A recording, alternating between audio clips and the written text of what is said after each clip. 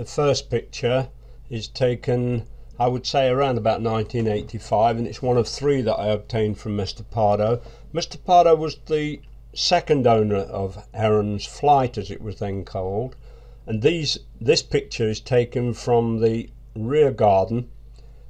It's looking due south across meadowland that was owned by a Mr. Wild, a local farming family, and it was part of, or sold off to form part of, the later development of the Willows Fish Farm.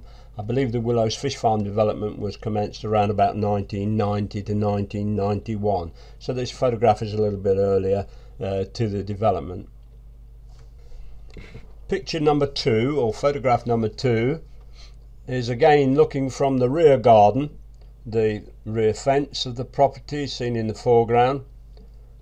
A due west shot this is, and pictured in the far distance, the white building in the far distance is one of the many sort of bungalow stroke chalets that occupy the riverbank from Farndon Bridge all the way through to the approaches to Churton Village along the English side of the River Dee. That bungalow there is a bungalow or chalet called Deeside. It's been on the meadowland for many years before the Willows Fish Farm development took place. I believe it was eventually freehold at the time that Mr. Wild decided to sell off the meadowland for development, and I think it was then when the owner of, or the leaseholder of Deeside, decided to make it freehold property, but I'm not absolutely sure of that fact. It is, surprisingly, some 3/4 of a mile upstream from Heron Lodge. Strange as it may seem, it's only some 350 feet, 400 feet from Heron Lodge, but it is on the actual upstream of Heron Lodge. Picture number 3 shows a dump truck, again on the western boundary with Heron Lodge. I would say this is probably taken about 1990, 1991. It shows the initial stages of the infilling of the ground. Surprisingly, and this will become evident later on in the slideshow or the photographs that are being produced, that in the foreground you'll see are the fence posts of Heron Lodge, and surprisingly the ground is already mounting. At that stage it's probably about 1 metre high above the level of Heron Lodge land, Heron Lodge garden, and it is in close proximity to the fence, which becomes, as I say later on in the slideshow, an aspect that I'll draw attention to, but it is also part of the evidence that this work should not have taken place. But it's photograph evidence of the closeness of the groundwork in relationship to the planning permissions that were given to Willows Fish Farm to control its development. You'll see in the distance is the property, right almost in the centre of the photograph is the property called Rivercrest, which forms part of the freehold, and it is the main dwelling of the owner of the fish farm at that time. This fourth photograph is taken looking west from Denomere Lane. It's the front view of Heron's Flight as it was then. You'll see the date on the picture is 1998. It hadn't changed in its visual appearance or its status as a dwelling from 1923, I think, when this final structure was situated on this piece of ground. I think the first structure on the piece of ground, from what I've managed to discover, was about 1878, but this final structure occurred in 1923, and this was the structure that I acquired on the 1st of March 2000. But as you'll see, this photograph was taken in 98. This is copied from surveillance files held by the Chester City Council. This is photograph number 5. It was taken by me around about the end of 98, beginning of 99, the time when I was negotiating to purchase what was then called Heron's Flight. It's taken just at the point of interception of the southeast corner of Heron's Flight, it was, as it was then called, with the fish farm property. So the fish farm property is immediately to the left of that large tree in the foreground. You can just about make out the gable end apex of the roof line to the left of the large shrub or a large bush that's almost in the centre of the photograph. But this is on the approach to it along Denomere Lane, and you can see the height of all of the growth of hedge lines and bushes and trees which virtually obscure Heron Lodge from anyone accessing the route along Denomere Lane or the public footpath that goes off to the extreme right of the picture in its farthest aspect. This photograph is taken around about the time I was purchasing Heron Lodge.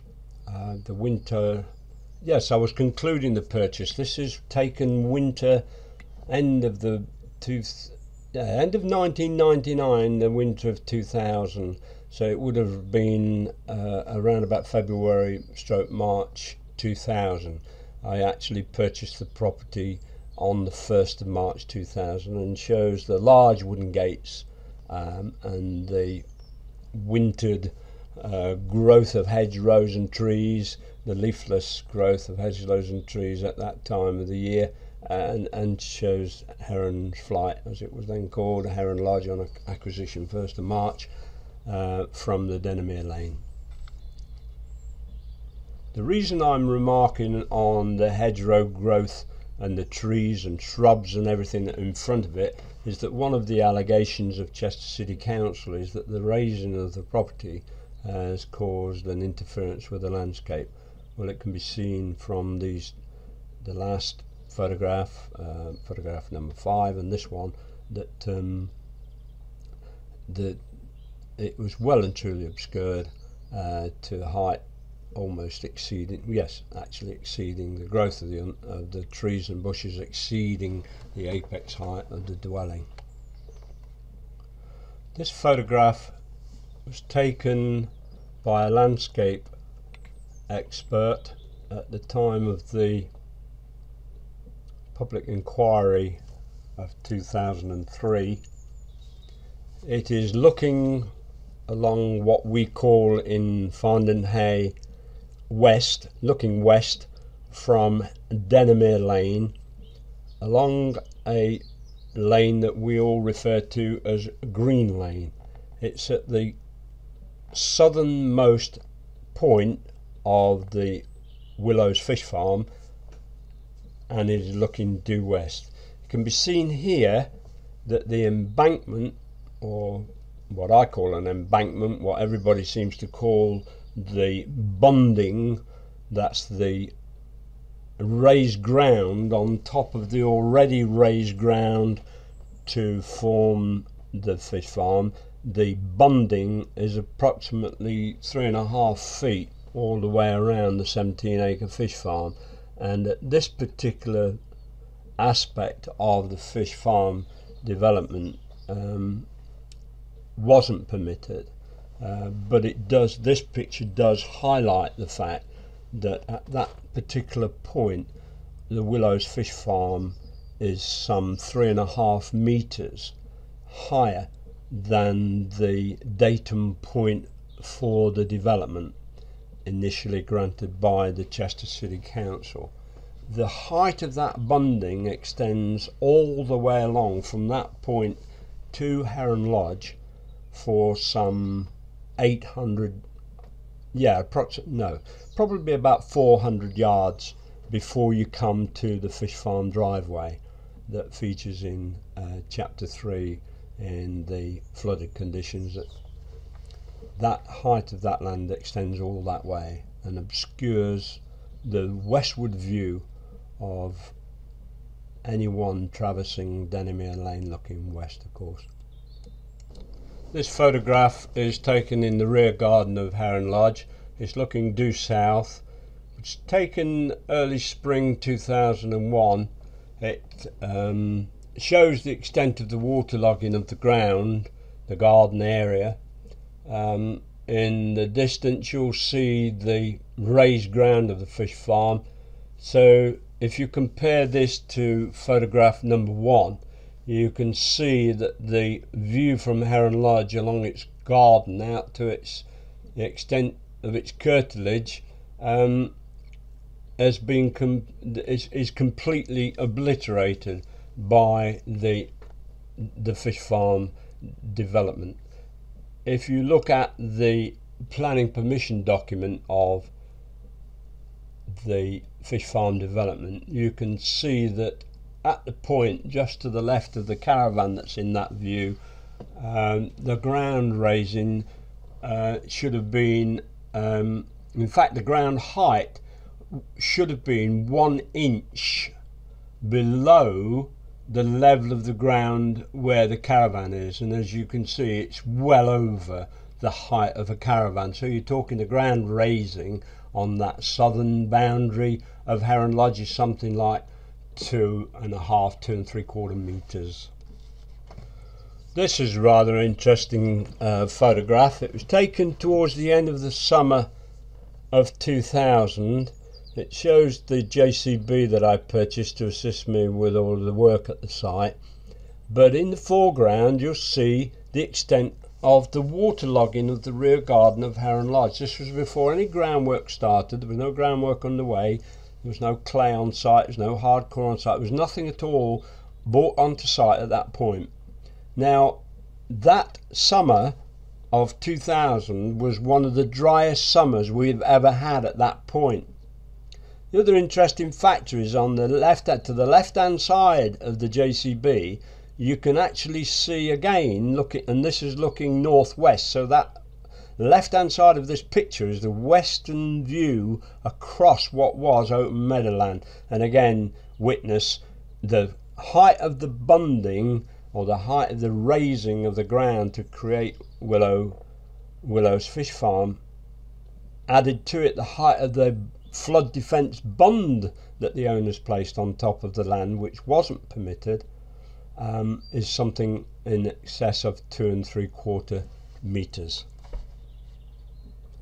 Worthy of note is the extent of the waterlogging.